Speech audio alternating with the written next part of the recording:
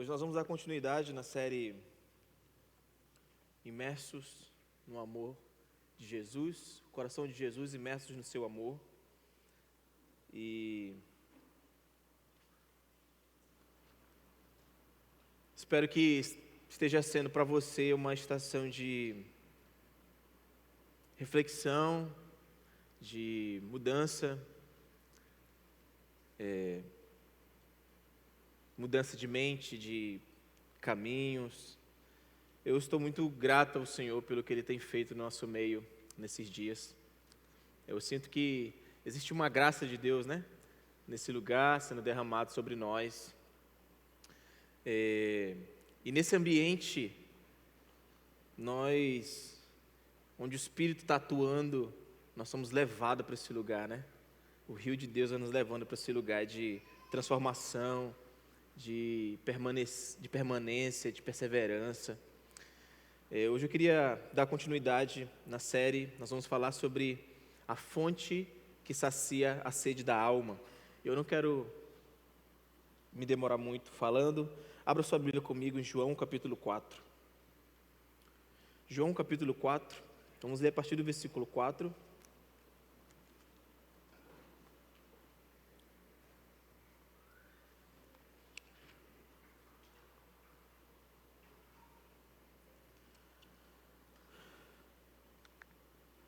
João capítulo 4, verso 4.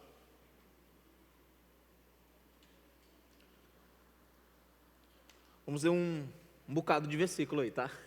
Então, abra sua Bíblia aí, acompanhe comigo.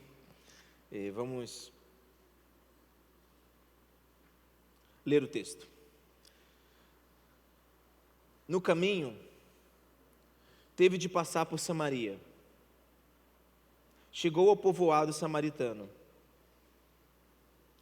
de Sicá, perto do campo que Jacó tinha dado a seu filho José. O poço de Jacó estava ali, e Jesus, cansado da longa caminhada, sentou-se junto ao poço, por volta do meio-dia. Pouco depois, uma mulher samaritana veio tirar água, e Jesus lhe disse: "Dá-me de beber." Naquele momento, seus discípulos tinham ido ao povoado comprar comida. A mulher ficou surpresa, pois os judeus se recusam a ter qualquer contato com os samaritanos. "Você é judeu e eu sou uma mulher samaritana", disse ela a Jesus. "Como que me pede água para beber?" Jesus respondeu: Se ao menos você soubesse que presente Deus tem para você e com quem está falando, você me pediria e eu lhe daria água viva. Mas você não tem corda, nem balde, e o poço é muito fundo, disse ela. De onde tiraria essa água? Além do mais, você se considera mais importante que o nosso antepassado Jacó, que nos deu este poço? Como pode oferecer água melhor que esta que Jacó, seus filhos e seus animais bebiam? Jesus respondeu: "Quem bebe desta água, logo terá sede outra vez. Mas quem bebe da água que eu dou, nunca mais terá sede. Ela se torna uma fonte que jorra dentro dele e lhe dá vida eterna." "Por favor, Senhor, dê-me dessa água", disse a mulher. "Assim eu nunca mais terei sede e nem precisarei vir aqui buscar." "Vá buscar seu marido", disse Jesus. "Não tenho marido", respondeu a mulher. Jesus disse: "É verdade, você não tem marido, pois teve 5 maridos e não é casada com o homem que você vive agora. Certamente você disse a verdade. O Senhor deve ser profeta", disse a mulher. "Então diga-me, por que os judeus insistem que Jerusalém é o único lugar de adoração, enquanto nós, os samaritanos, afirmamos que é aqui, no Monte Gerizim, onde nossos antepassados adoraram?" Jesus respondeu: "Creia em mim, mulher. Está chegando a hora em que já não importará se você adora o Pai neste monte ou em Jerusalém. Vocês, samaritanos, sabem muito pouco a respeito daquele a quem adoram. Nós adoramos com conhecimento, pois a salvação vem por meio dos judeus. Mas está chegando a hora, e de fato já chegou, em que os verdadeiros adoradores adorarão ao Pai em espírito e em verdade. O Pai procura pessoas que o adorem desse modo, pois Deus é espírito e é necessário que seus adoradores o adorem em espírito e em verdade. A mulher disse: eu sei que o Messias, aquele que é chamado Cristo, virá. Quando ele vier, nos explicará tudo. Então Jesus lhe disse: sou eu sou o que fala com você. Naquele momento, seus discípulos voltaram, ficaram surpresos de encontrá-lo falando com uma mulher. Mas nenhum deles se atreveu a perguntar: o que é que o senhor quer? Ou por que conversa com ela? A mulher deixou o seu cântaro de água junto ao poço e correu de volta para o povoado, dizendo a todos: venham e vejam um homem que me disse tudo o que eu fiz na vida. Será que ele não é o Cristo? Então as pessoas saíram do povoado para vê-lo. Enquanto isso, os discípulos insistiam com Jesus: Rabi, coma alguma coisa. Ele, porém, respondeu: eu tenho um tipo de alimento, um tipo de comida que vocês não conhecem. Os discípulos perguntaram uns aos outros: será que alguém lhe trouxe comida? Então Jesus explicou: meu alimento consiste em fazer a vontade daquele que me enviou e terminar a sua obra. Vocês não costumam dizer: ainda faltam 4 meses para a colheita? Mas eu lhes digo: despertem, olhem em sua volta. Os campos estão maduros para a colheita. Os que colhem já recebem salário, e os frutos que ajuntam são as pessoas que passam a ter a vida eterna. Que alegria espera, tanto o que semeia como o que colhe. Vocês conhecem o ditado: um semeia e outro colhe. E é verdade. Eu envio vocês para colher onde não semearam. Outros realizaram o trabalho e agora vocês ajuntarão a colheita. Muitos samaritanos do povoado creram em Jesus por causa daquilo que a mulher relatou. Ele me disse tudo o que eu já fiz. Quando saíram para vê-lo, insistiram que ficasse no povoado. Jesus permaneceu ali 2 dias. E muitos outros ouviram sua palavra e creram. Então disseram à mulher: agora cremos, não apenas por causa do que você nos contou, mas porque nós mesmos ouvimos. Agora sabemos que Ele é, de fato, o Salvador do mundo. Aleluia. Feche seus olhos. Pai,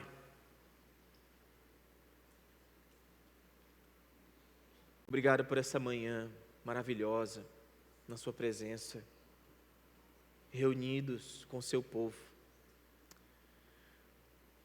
Eu te peço que o Senhor traga luz para tudo que estiver escuro e oculto na nossa alma. Eu oro para que, à medida que a sua palavra esteja sendo pregada, que ela encontre corações,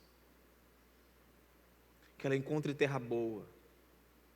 Eu oro para que nessa manhã haja encontros reais e profundos com a pessoa e com o amor de Jesus. Que o seu Espírito já começou, desde a hora da oração coletiva, a trabalhar em nossos corações. E que ao final dessa mensagem, saiamos daqui conscientes de que existe uma obra acontecendo dentro de nós. Em nome de Jesus, é isso que eu te peço. Seja feita a tua vontade, Senhor, para a glória do seu nome. Amém e amém. Meus irmãos, esse é um dos episódios mais contraculturais dos evangelhos. Jesus, ele quebra todas as regras possíveis, sendo elas sociais, religiosas e culturais. Você já viu aquelas figurinhas dizendo encontre o erro? Quem aqui já viu? Encontre o erro. Quem é que gosta, na verdade? Não é que é legal? Tem gente que nunca acha. Mas o que de fato esse tipo de figurinha quer dizer é que tem alguma coisa em comum ali. Tem alguma coisa que não é atípico, não é para acontecer. O quadro, o texto que nós acabamos de ler, e o quadro que foi pintado por João, é basicamente uma figura, esse tipo de figura. E aqui existem várias coisas incomuns aqui. Então imagine comigo, esse texto aqui dizendo, encontre o erro aqui. Bom, eu quero citar alguns aqui. Não o erro, mas o que não é comum, ok? Dentro de uma perspectiva humana, existem várias coisas em comum no texto. Primeiro, o caminho que Jesus decidiu pegar, passando por Samaria, para chegar à Galileia, era um caminho geralmente evitado pelos judeus, devido aos conflitos que existiam entre eles. A primeira coisa em comum que tem aqui, não era um caminho comum para se pegar. Era o mais curto, mas era o evitado. Segunda coisa que tem aqui nesse texto Jesus era conhecido como um homem santo, um homem piedoso. E na cultura da sua época, homens devotos, eles não se permitiriam ficar a sós com mulheres. De maneira alguma. Outro ponto em comum é que essa mulher ela é samaritana. E devido aos conflitos, como eu já disse, que havia entre judeus e samaritanos, eles não se misturavam a tal ponto de os judeus não compartilharem pratos de comidas e copos de bebidas. Para agravar mais o quadro aqui, além de essa mulher ela ser samaritana, ela é uma mulher de caráter duvidoso. Então são pontos em comuns que hoje nós lemos e entendemos. Mas para um leitor da época, olhando, e os discípulos nos mostram isso, olhando essa imagem, esse acontecimento, tudo o que aconteceu não era para acontecer, dentro dessa perspectiva humana. Os caminhos que Jesus pegou aqui, as regras que ele quebrou, chocariam, como chocou os seus discípulos. Eles ficaram impressionados, mas eles ficaram meio que assustados vendo aquela cena. Isso é importante para a gente entender a profundidade do texto que nós acabamos de ler. Eu sei que um texto como esse, que é tão conhecido no nosso meio, você já viu tantas mensagens, mas João tem com muita maestria, ele tem umas figuras, um simbolismo que a gente não pode deixar passar. A gente não pode fazer uma leitura e no final diz assim, poxa, que legal, essa mulher chegou no poço e Jesus estava lá, e ela estava com sede, mas ele deu uma água permanente, ela bebeu e foi pregar o evangelho, e que bacana. Existem pontos profundos nesse texto que eu quero abordar e compartilhar com vocês. Então, entendendo esse pano de fundo, entendendo esse quadro que foi pintado por João, eu queria agora desenvolver o que de fato está acontecendo aqui. Primeiro ponto que eu queria comentar com vocês era esse primeiro ponto em comum. Era-lhes necessário passar por Samaria. O versículo 4. Era-lhes necessário passar por Samaria. Algumas versões, como na minha, diz ele teve de passar por Samaria. João aqui não está nos mostrando apenas uma mudança geográfica, por exemplo. Mas ele está nos apontando um propósito. Existe um destino divino aqui. Existe um propósito divino. Não é uma mera mudança geográfica. Mesmo Jesus tendo a capacidade, podendo ter trilhado outro caminho, quando João diz que era necessário passar por Samaria, existe uma intenção mais profunda do que parece. Porque Jesus não era apenas um viajante, meus irmãos. Ele está aqui fugindo basicamente de um conflito, né? Porque estava tendo uma discussão entre batismo, né? sobre os discípulos de João e os discípulos de Jesus, e Jesus, né, não quero discutir com ninguém agora, deixa eu ir embora. E ele foi embora. Mas Jesus não é apenas um viajante. E Jesus não saiu daquele ambiente de conflito por acaso. Isso me faz lembrar, por exemplo, Filipe. Você lembra de Filipe? Quando ele está no meio do avivamento da igreja primitiva, que está acontecendo um alvoroço, e o Senhor está fazendo vários milagres e prodígios, e o Senhor fala para Filipe, vai para o deserto. Você lembra disso? Vai para o deserto. É mais ou menos, existe um paralelo aqui, Jesus sai desse conflito, que não daria em nada, e ele segue. Mas ele não segue como alguém sem rumo. Ele segue porque provavelmente ele ouviu uma voz. Ele está seguindo uma direção.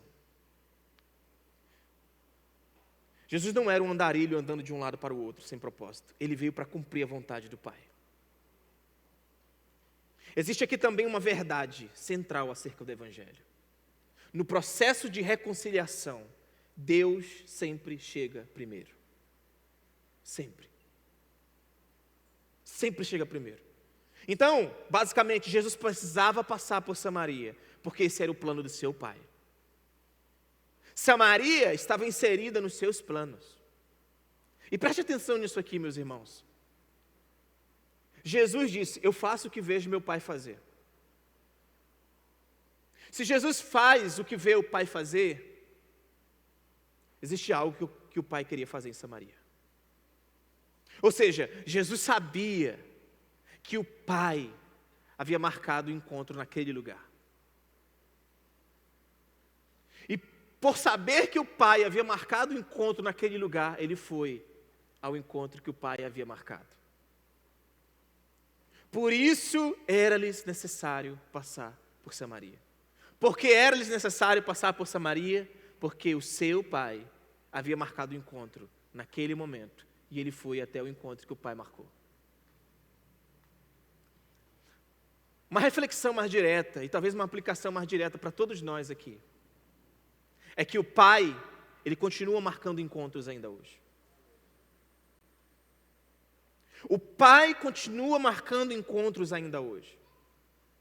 Todavia, nós, que somos os pés e as mãos de Jesus, aqueles que foram reconciliados e tendo o ministério da reconciliação, será que estamos comparecendo ao encontro que o Pai está marcando com aqueles que Ele deseja salvar?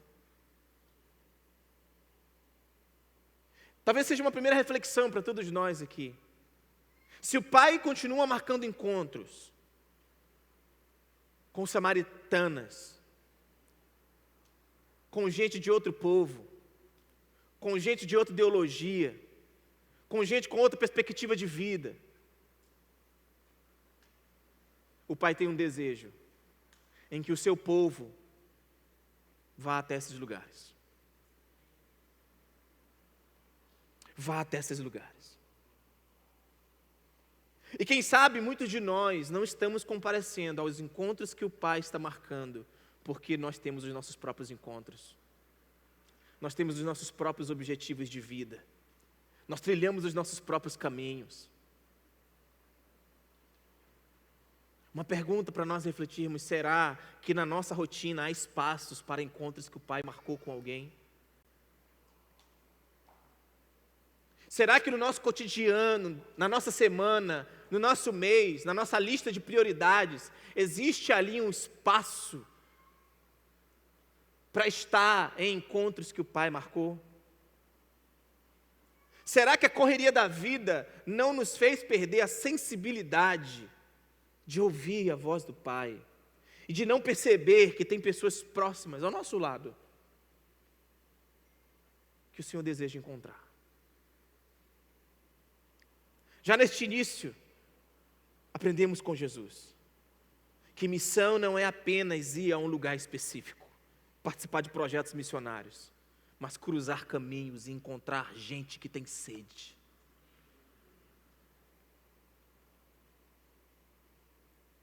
Será que a nossa missão no mundo, ela só está apenas agendada de acordo com as nossas prioridades, ou a nossa vida tem espaço para encontrar gente que tem sede. Era-lhes necessário passar por Samaria, porque ali existia um encontro.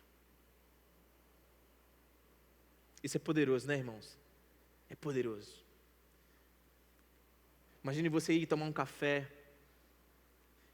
e você está consciente de que ali Jesus quer encontrar alguém. Você está no ônibus. Quem que já teve alguma experiência? Você está no ônibus e em pé, segurando naquele varão de ferro. Quem é que está no ônibus, já esteve no ônibus e do nada começou o assunto com alguém dentro do ônibus? Você virou amigo desse alguém? Sabe acontecer isso com você? Você está no ônibus lá, aí você fala assim, está calor, né? Aí outra pessoa que nem te conhece assim, essa cidade é terrível. Aí você vai conversando. Já pensou nós, conscientes de que Deus, aonde estivermos, deseja encontrar alguém? E no meio de uma conversa incomum, surge um encontro. E você descobre que a conversa foi só um pretexto para Deus encontrar um coração que tem sede. Era-lhes necessário passar por Samaria. A mulher não sabia do encontro, mas ninguém sabe do encontro. Na verdade, a maioria das pessoas, todas as pessoas que Deus deseja salvar, nunca sabe do encontro que Ele marcou. Só sabe do dia que Ele já está lá esperando. E talvez essa seja uma manhã dessa, aonde você não sabe, mas pode ser que o Pai marcou o encontro hoje. E você vai descobrir isso. Segundo ponto, segundo detalhe, que não é só um detalhe, mas que João coloca aqui, é que o poço estava ali. O poço de Jacó estava ali. Versículo 6. Jesus, cansado da longa caminhada, sentou-se junto ao poço. João não está apenas pintando um quadro histórico e geográfico, mas profundamente teológico aqui. O relato do poço aqui não é um acidente. Na verdade, meus irmãos, nada nesse texto aqui é um acidente, tá? Porque não existe acidente quando Deus deseja encontrar alguém. Não existe. Aquilo que agora é um poço, escute, se tornará um palco para a revelação do Messias. Ele chegou lá como que não quer nada com ninguém e sentou-se junto ao poço. Ele estava cansado, e estava mesmo, muito cansado. Esse poço também era um lugar comum, cotidiano. E se era do cotidiano, não era um lugar especial para a revelação. Já parou para pensar que muitas das vezes a gente acha que os encontros que Deus marca é em cultos poderosos, conferências, encontros, retiros espirituais. Não, hoje Deus vai ser um lugar de encontro. Esse texto nos mostra que não. O poço aqui era talvez um lugar que... Você já pegou água em aquelas cacimbas? Puxar água assim, de cacimba, você já puxou? Eu muitas vezes. Você olha para aquele lugar e diz assim, isso aqui é um lugar de encontro? Na gente você está gostando de alguém e fala assim, bora ali num poço.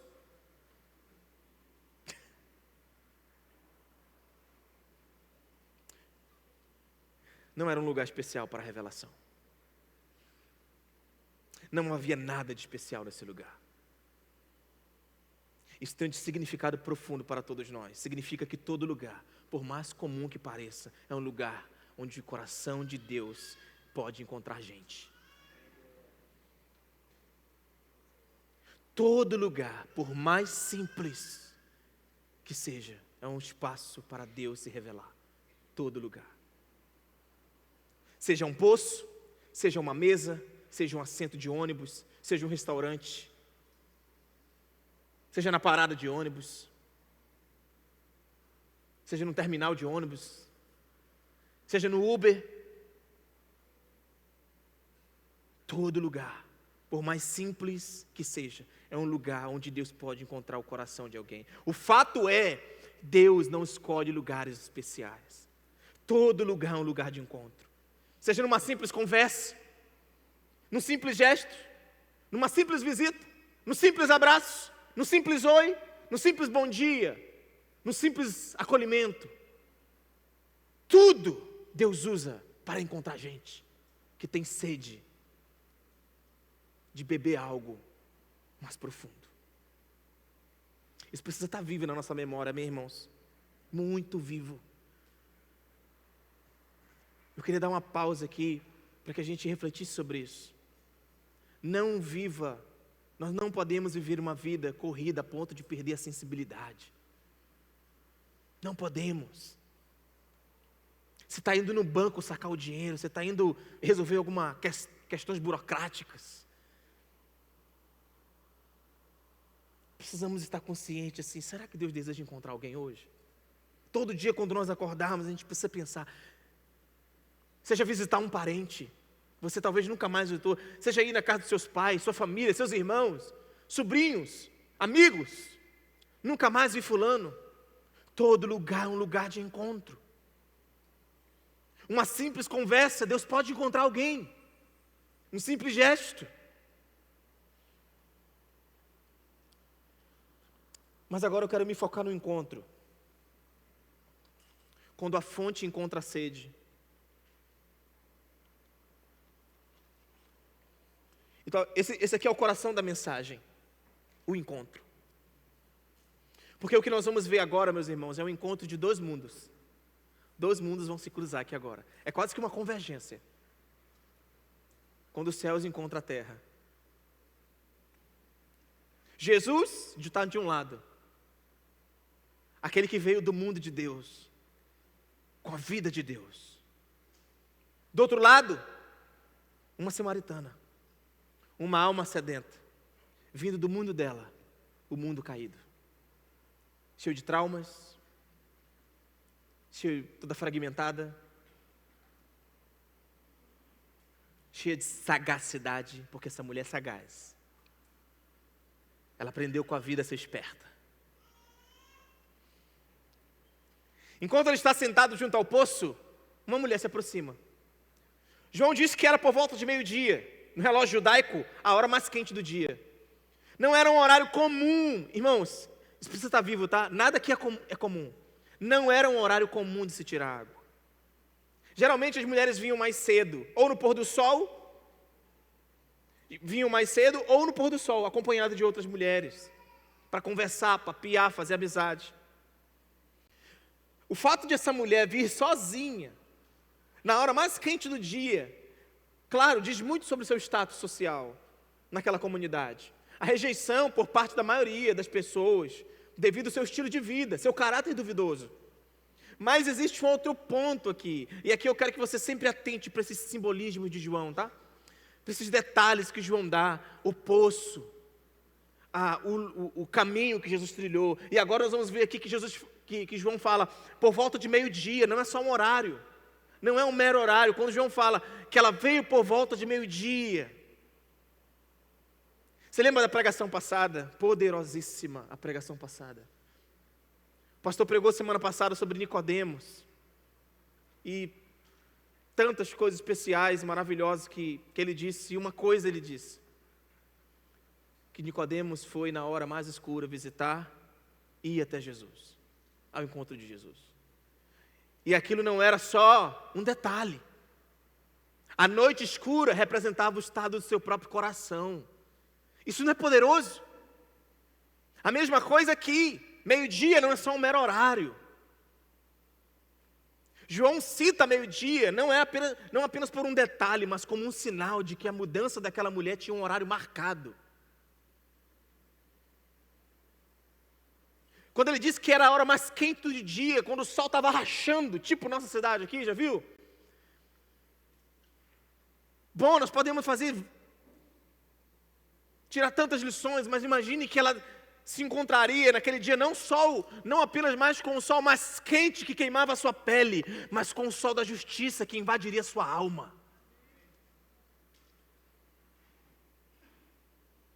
Ela ainda não sabia disso, mas um ciclo, horário, quando João fala sobre horário, ele está falando também de ciclos, que está findando e outro começando, estações, findando e outras estações começando. Então aqui, era um ciclo que estava chegando ao fim e o outro estava começando.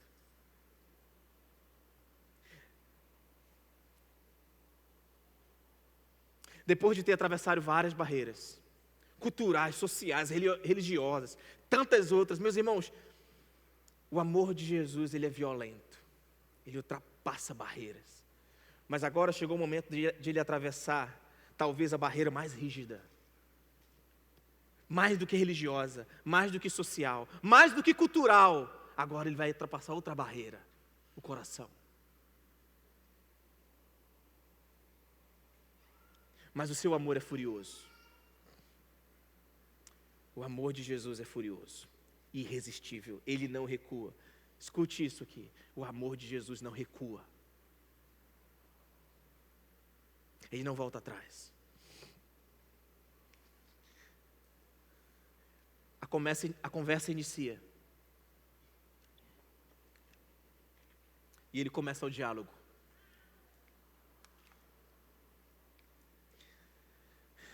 E ele diz o quê? Versículo 7. Dá-me de beber. Jesus estava com sede, sim ou não? Estava com sede. Ele estava cansado. Mas o pedido dele aqui é sincero, mas também é um pretexto. É um pretexto para mostrar que quem na verdade estava com sede era ela. No processo de regeneração, é impossível nós termos consciência da nossa falência espiritual. Por isso Deus sempre inicia a conversa, porque Ele primeiro precisa abrir os nossos olhos para perceber. Ele diz, dá-me de beber. E ela, com toda a sua sagacidade e esperteza, ela responde defensivamente. Versículo 9. Como sendo tu judeu, pede água para mim que sou uma samaritana? Era como se ela estivesse dizendo, você não pode superar séculos de barreiras assim. Você não pode apenas chegar aqui, depois de tantos conflitos, e me pedir água. Não pode acontecer isso. Jesus não reage. Mas ele faz quase que um convite espiritual. Ele diz, se você soubesse quem sou eu, você me pediria água e eu lhe daria água viva. Ela no mesmo instante responde. Meus amigos, essa mulher aqui é... Mas sabe por que ela responde dessa maneira? Porque ela já tinha encontrado vários outros homens.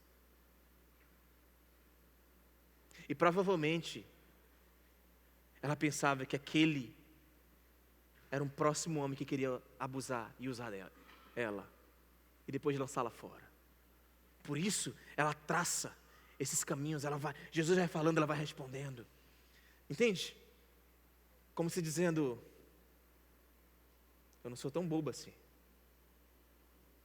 Ela no mesmo instante responde, você não tem corda, nem balde, e o poço é fundo. De onde você tiraria essa água viva? Como você tiraria essa água viva? Olha como essa mulher e Nicodemos têm algo em comum. Jesus fala sobre as coisas do céu, e eles entendem sempre como as coisas da terra. Por isso que eu me encontro de dois mundos. Jesus está falando a partir do seu mundo, e ela responde a partir do dela. Ela não entende as coisas espirituais. Paulo fala sobre isso, que o homem natural não entende as coisas do Espírito. Jesus fala para Nicodemos, Nicodemos, é necessário nascer de novo. O que ele responde? Acaso alguém pode voltar ao ventre de uma mãe e nascer de novo? Jesus fala para essa mulher, eu te daria água viva se você soubesse quem fala contigo. Ela fala, você não tem balde? E o poço é fundo?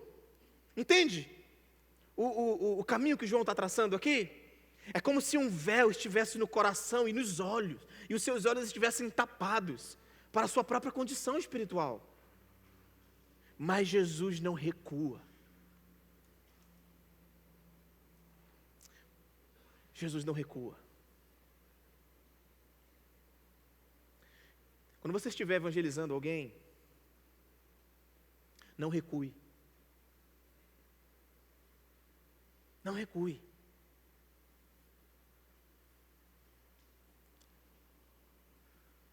Porque eles não têm capacidade para se perceber.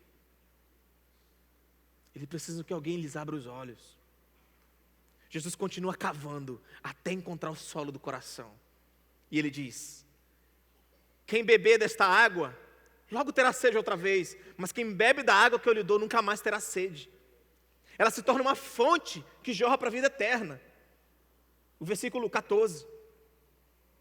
Meus irmãos, Jesus sabe que essa mulher não está apenas para matar, não está apenas em busca de matar sua sede temporária. Ele sabe disso, ela não sabe. Ela não se percebe, ela não se vê, mas Jesus sabe.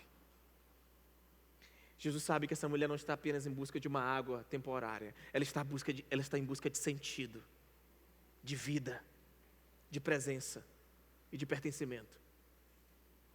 Por isso, quando ele lhe oferece a água viva, ele está oferecendo uma nova vida. Vivida a partir do mundo de Deus. E aqui existe um contraste com o poço de Jacó. A água viva aqui tem um sentido de água corrente, certo? Água corrente. Diferente do poço de Jacó, que era uma água parada. O poço de Jacó, meus irmãos, matava a sede por um dia. Mas a água viva que brota do trono de Deus. Essa mesma água viva que Ezequiel viu. Você lembra da visão de Ezequiel?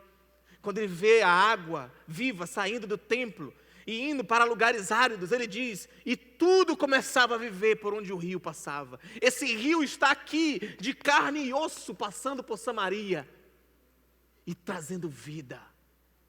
O rio que Ezequiel viu, agora está diante dessa mulher.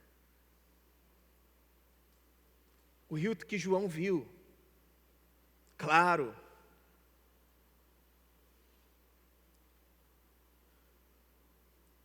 É o que Jesus está oferecendo para essa mulher.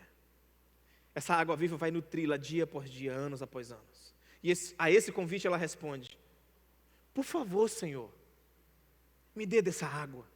Assim eu nunca mais terei sede, nem precisarei vir aqui para tirar água. E aqui eu entro num ponto interessante. Porque parece que essa mulher, ela gostou da ideia. Bom, eu não quero mais vir aqui nesse poço. Não quero mais enfrentar olhares. Eu quero essa água. Parece, ela gostou da ideia. Parece que ela entendeu. Mas a última parte do versículo diz que ela não entendeu. Quando ela diz: assim, eu nunca mais terei sede, nem precisarei vir buscar água. Vir aqui para buscar água. Quando ela diz assim: eu nunca mais precisarei vir aqui para tirar água, ela queria só um alívio. Só um alívio.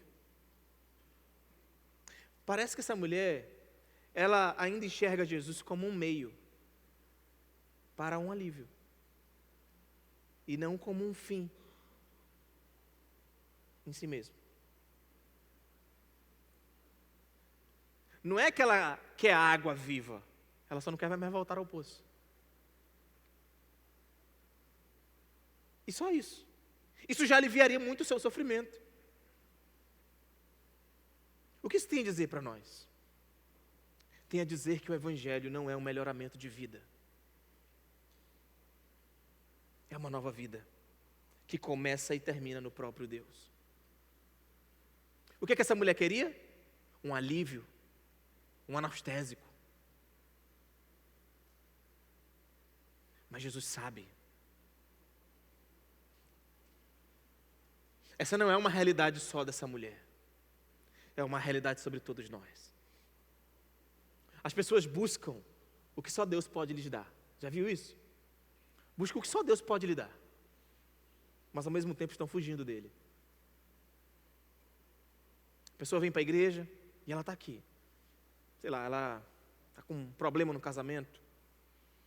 E quem restaura casamentos? Bom, Deus faz isso. Claro que Deus faz. Filho está perdido. Quem restaura pode salvar esse filho? Tirá-los desse mundo? Deus. Deus pode fazer isso. E elas vêm para a igreja. E elas estão aqui, elas levantam a mão, elas cantam, elas adoram, elas vivem aqui na comunidade. Aí as coisas começam a melhorar, ela começa a ver um melhoramento, tipo assim, eu acho que as coisas estão começando a... Bom, era isso que eu queria. Aí ela some. Porque esse é o processo. Esse é o processo. Queremos os benefícios de Deus, mas ao mesmo tempo queremos fugir dele. Somos fugitivos.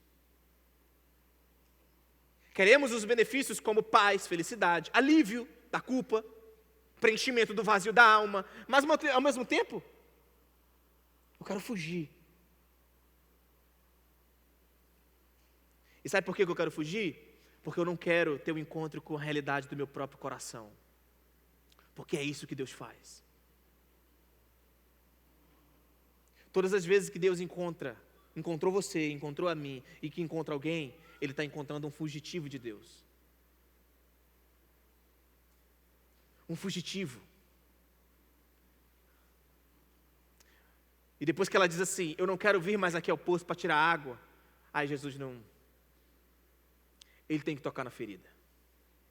Ele diz, não para envergonhá-la, mas para trazer transformação. Traga seu marido. Imagine uma bomba.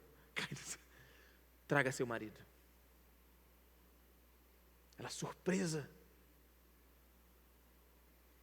O Evangelho faz isso com a gente. Ele traz luz para todas as mazelas da nossa alma. Ela não tem condições alguma de se perceber e ver sua falência moral, espiritual, necessidade espiritual. E nem nós. Somente o Espírito de Cristo, por meio da exposição do Evangelho, pode fazer isso. Quando Jesus olha para aquela mulher e diz assim, traga o seu marido, meu querido, a luz começa a invadir a escuridão da alma. A verdade começa a trazer à tona o que está oculto. A conversa começa a ir um pouco mais fundo. Mas ela é sagaz. Como uma boa fugitiva. Como qualquer um de nós, quando a conversa é sobre a realidade do nosso próprio coração, ela se desvia para outro assunto. Você já teve essa experiência de conversar com alguém? Você está conversando, alguém quer aconselhamento. Poxa, eu estou nessa área da minha vida, eu estou assim, eu estou assado. Aí os líderes, os pastores começam a cavar, mas e isso aqui? Como é que você enxerga Deus? E o seu coração? E já percebeu que quando a conversa vai para a realidade do nosso próprio coração, aí a pessoa diz assim, tem uma reunião marcada agora mesmo, depois a gente conversa. Você já conversou com alguém assim? Que quando a conversa está chegando um pouquinho mais fundo, e quando começa a vir todo o estrago da sua alma, aí a pessoa diz assim, opa, aqui não, aqui não. Vamos mudar de assunto, isso aqui é muito delicado para mim. Esse negócio de perdoar, de ferida na alma, de clínica da alma, não é comigo, tá? Tá muito legal aqui, os cultos, os louvores são muito bons, a mensagem do pastor é maravilhosa, eu abraço todo mundo, mas esse negócio de falar sobre a realidade do meu coração não é bom. Não é legal. Essa mulher, ela faz igual. Ou nós fazemos igual a ela. Olha o que ela diz. Ela diz assim, é verdade. Não, ela diz, não tenho marido. Aí Jesus falou, é verdade. Você não tem marido, pois já teve 5, e o que você tem não é seu? Ou seja, Você não é casado como que você vive agora. Certamente você disse a verdade. Ela, opa, vamos mudar de assunto. Vocês dizem que o lugar de adoração é lá, e a gente diz que é aqui. O que é que você tem a me dizer? Ela é esperta, assim como a gente. Ela é sagaz. Mas Jesus não muda de assunto. Ele está ali para mudar o coração. Não estamos aqui domingo após domingo para ficar mudando de assunto e falar das coisas atuais e de novidades. Estamos aqui para mudar o coração. Quando você vem culto após culto, ninguém está aqui. Não estamos aqui para contar qual é a última novidade, para fazer discussões teológicas que não vão chegar a lugar nenhum. Nosso propósito aqui é chegar no coração. Jesus não muda de assunto. Quando começa a doer, a gente parte para qualquer outro assunto, contanto que não seja sobre a condição da nossa alma. Ela ignora a pergunta, mas Jesus traz ela de volta. Quando ela pergunta onde é que é o lugar de adoração, Jesus fala para ela: creia em mim, mulher. Creia em mim.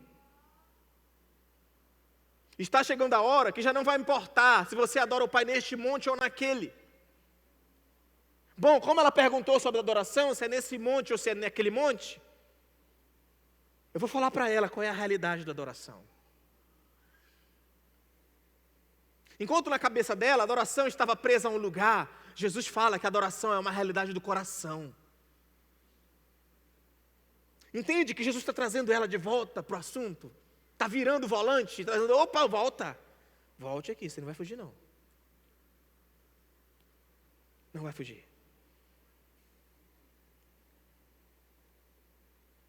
E por último, na tentativa de encerrar a conversa e afastar aquele homem estranho, como se ela dissesse assim: meu Deus, esse homem não desiste. Esse homem não larga do meu pé. Ele não vai recuar. Eu estou rebatendo, ele vem de novo e... Então vou encerrar esse assunto. Ela diz assim: não, tá bom. Eu sei que o Messias virá.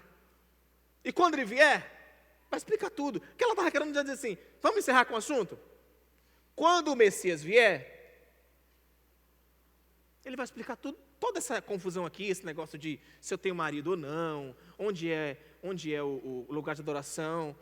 O Messias vai vir. Ele vai falar onde é. N.T. Wright, ao comentar esse assunto, ele diz assim: sem dúvida, essa declaração da mulher representa um gol contra. O jogador que chuta com entusiasmo para o próprio gol. Ela achava que estava no ataque. E que ia encerrar o assunto ali. Jesus, que muitas das vezes não estava disposto a revelar sua vocação messiânica, declarou sua identidade àquela mulher. Ela achando que ia encerrar o assunto, Jesus olha para ela e diz assim: sou eu.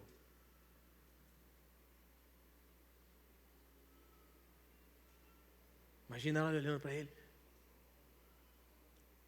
O James Hamilton, ao comentar sobre esse assunto, ele disse que provavelmente depois de Moisés, essa foi a primeira mulher a ouvir: eu sou. Eu sou. Isso foi como uma bomba no seu coração.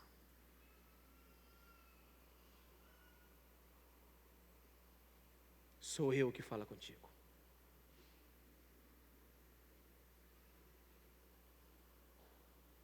Os discípulos chegam.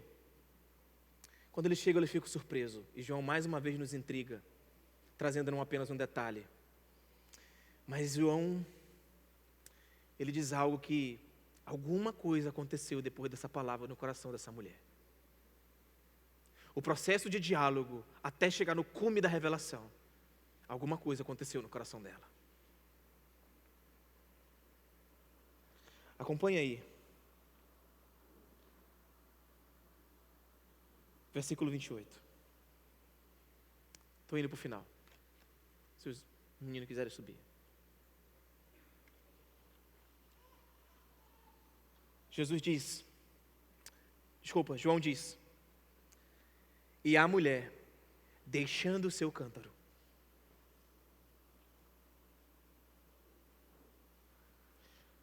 Junto ao poço, correu ao povoado para dizer a todos: vinde e vede.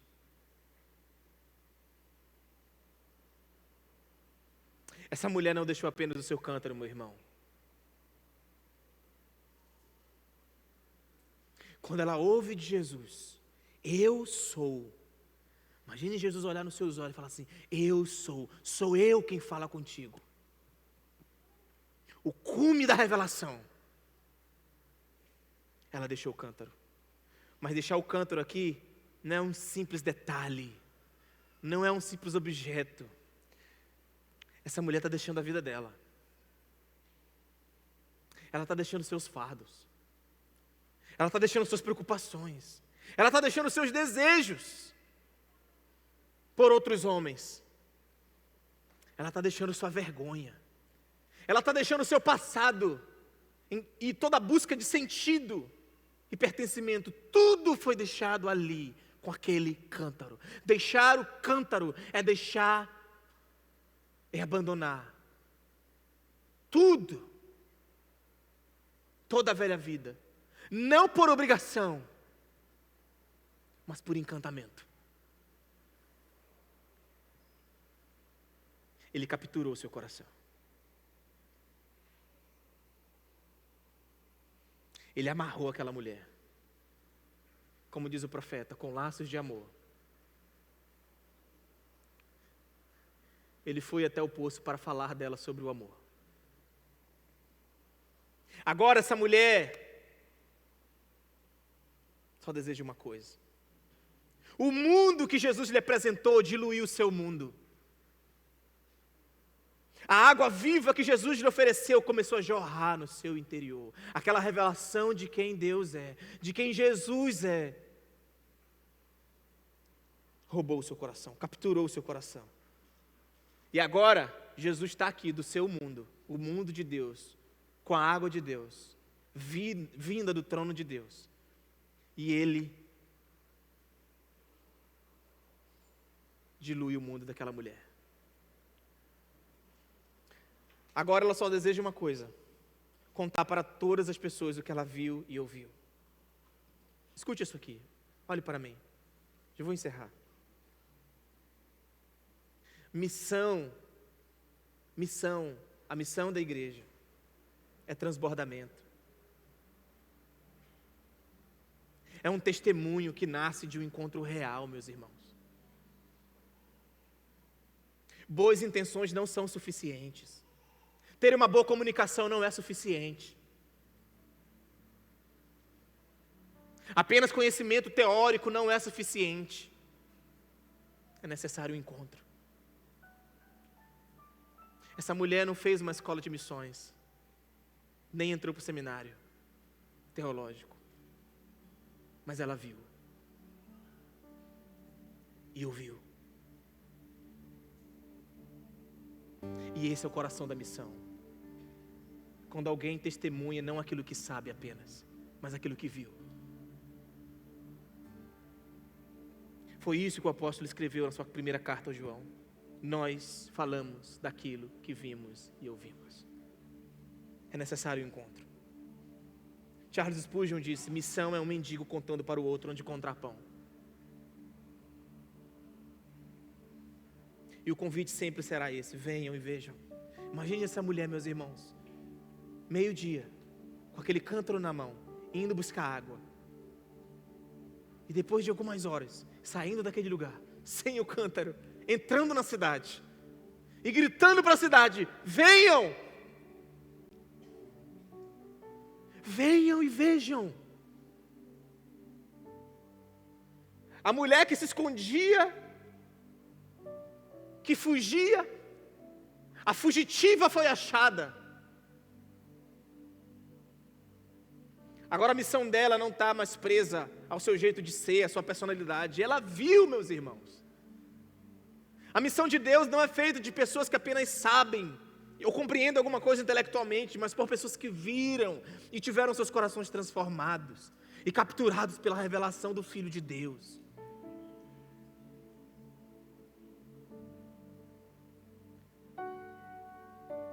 algumas reflexões para todos nós aqui. Aqui eu encerro. Primeiro, onde é o seu poço?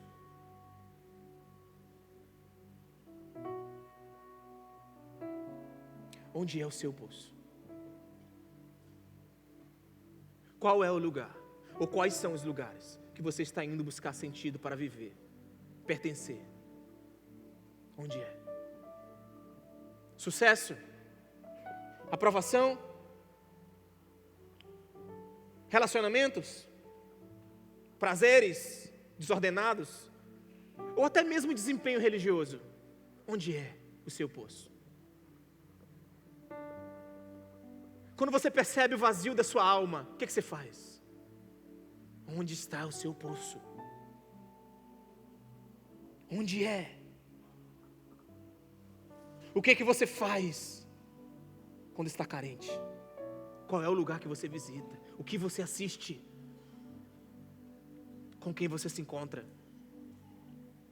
Onde é o seu poço? Segundo, onde está o seu cântaro? O que você está carregando nas suas mãos? Quais os pesos, os fardos? Por último, o que te faz pensar que Jesus não poderia agora mesmo iniciar uma conversa com você e capturar seu coração? Suas vergonhas? Seu passado sombrio? Seu fracasso moral? O quê? O que te faz pensar que você está aí agora mesmo no seu banco sentado e dizendo a mim assim: você não me conhece? Jesus não se aproximaria de mim. Ele não sabe quem eu sou, não sabe meu passado, não sabe do meu fracasso, não sabe das minhas quedas. Mas eu tenho uma boa notícia para dizer para você. Jesus atravessa fronteiras. Ele senta-se ao lado do nosso cansaço e diz: ah, se você soubesse quem fala contigo. A água viva de Jesus não apenas consola, ela revela. Não apenas refresca, ela reordena. Ela não apenas mata a sede ou nos perdoa, ela nos envia. Quando nós provamos dessa água, podemos com simplicidade dizer ao mundo: venham e vejam, até que o mundo diga. Quando prova da água, nós vimos. Fique de pé comigo.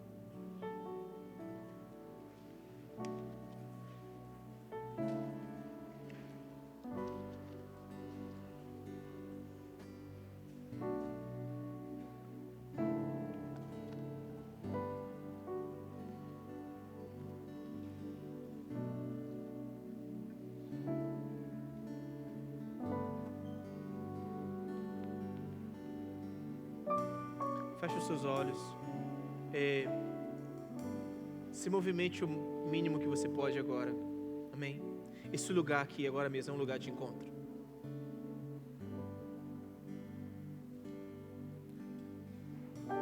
Você vai já para casa, mas deixe essas perguntas ecoar no seu coração e na sua mente. Não recue, Jesus não vai recuar. Onde é o seu poço? Onde é?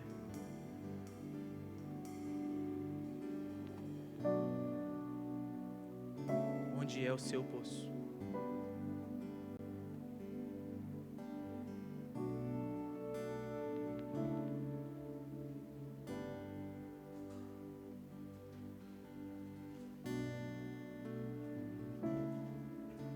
Eu sou,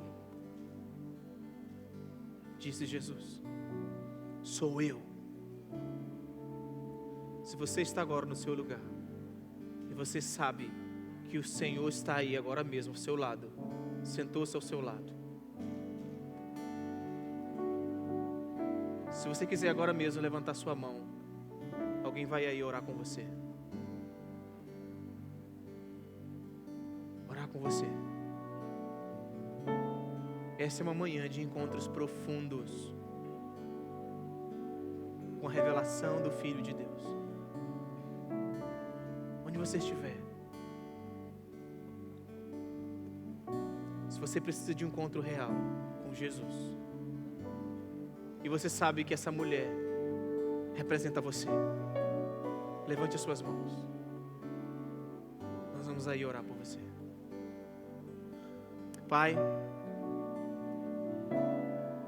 enquanto a canção é cantada, eu oro para que o encontro aconteça agora mesmo. Agora mesmo. Chega de teatro, chega de encenação, queremos encontros reais.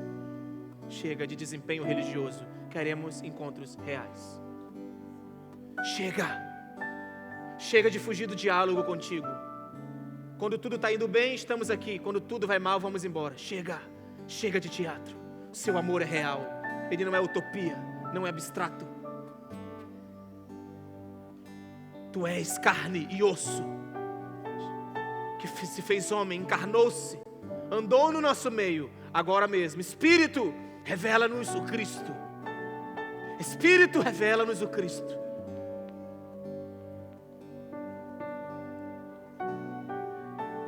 Irmãos que estão aqui, assim como Jesus, peça para que Ele lhe mostre agora mesmo, para que Ele lhe leve até o encontro que o Pai marcou. Existem pessoas que o Pai está encontrando agora, aqui nesse lugar. Agora mesmo. Feche os seus olhos, vamos cantar uma canção. Mas enquanto nós cantamos, vamos deixar o Espírito. Sou eu. Sou eu. Sou eu. Sou eu.